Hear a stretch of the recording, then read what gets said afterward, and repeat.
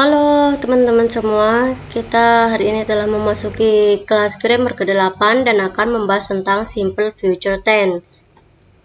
Nah, bentuk simple future tense ini secara sederhana kita akan membahas dalam bentuk positif, bentuk negatif, dan bentuk pertanyaan seperti biasanya ya teman-teman.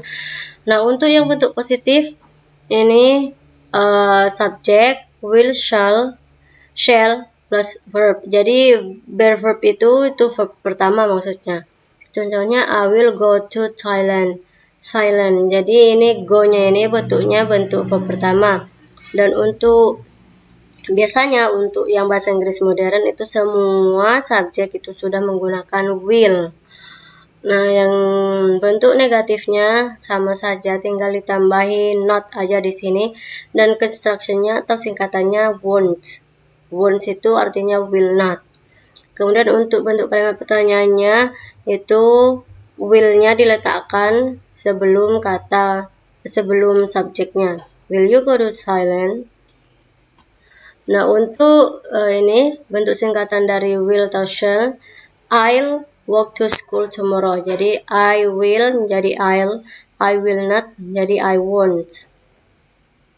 Fungsi pertama dari simple future tense yaitu menyatakan rencana yang akan dilakukan secara spontan atau saat itu juga.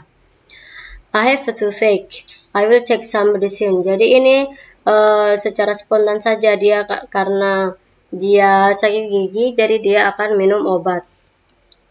Tidak ada rencana yang direncanakan secara matang sebelum-sebelumnya. Jadi ini hanya spontan saja. Fungsi kedua yaitu untuk memprediksi kejadian di masa depan. It will rain tomorrow. Jadi ini memprediksi saja. Besok akan hujan. Fungsi yang ketiga yaitu untuk mengungkapkan gagasan umum. Contohnya, families will always be important for us. Jadi ini gagasan umum. Keluarga itu akan selalu penting bagi kita. Nah, ini gagasan umum ya. Fungsi yang keempat untuk membuat janji. I promise I will come to your party. Ini janji. Dia berjanji akan datang ke pestanya. Fungsi yang kelima yaitu menyatakan permohonan atau permintaan atau ajakan kepada seseorang untuk melakukan sesuatu. Dan bentuknya ini bentuk pertanyaan dengan subjek you. Will you help me, Jane? Nah, jadi ini ada will di depan bentuknya dan kemudian menggunakan subjek you. Bisa bantu saya, Jane, gitu. Jadi dia meminta Jane untuk membantunya. Fungsi yang keenam yaitu menyatakan kerelaan jika itu bentuknya positif dan ketidakrelaan dalam bentuk negatif. Kalau yang ini ketidakrelaan ya karena ini bentuknya negatif. I won't leave until I've seen the manager.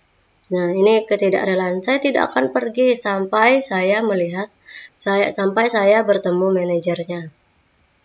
Fungsi yang ketujuh yaitu untuk menawarkan sesuatu. Nah, ini bentuknya yaitu bentuk pertanyaan menggunakan shall dan I. Shall I open the window? Nah, menawarkan ya.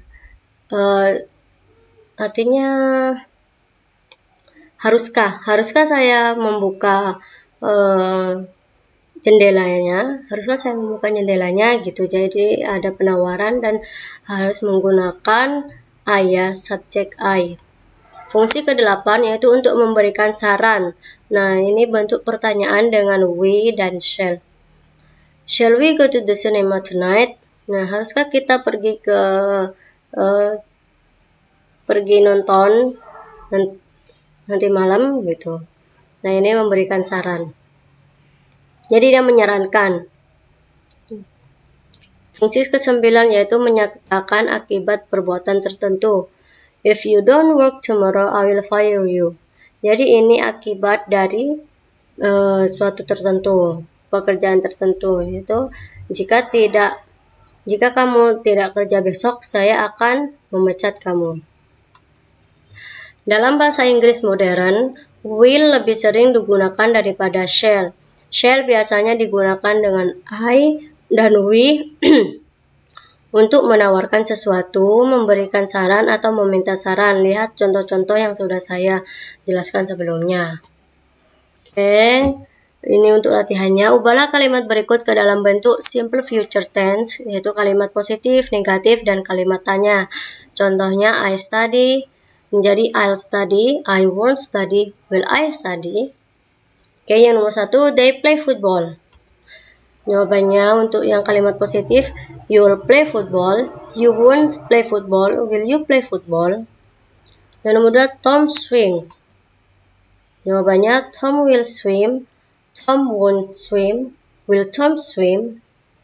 Untuk yang ketiga, you eat banana. Ya, you'll eat banana, you won't eat banana, will you eat banana.